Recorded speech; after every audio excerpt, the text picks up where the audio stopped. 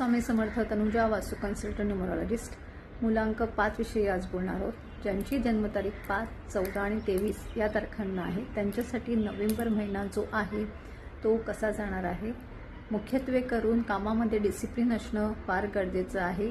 खोटं बोलणं टाळायचं आहे आणि आरोग्याविषयी ज्या समस्या आहे shoulder pain, back pain, cervical या गोष्टींसारखे त्रास उद्भवू शकतात.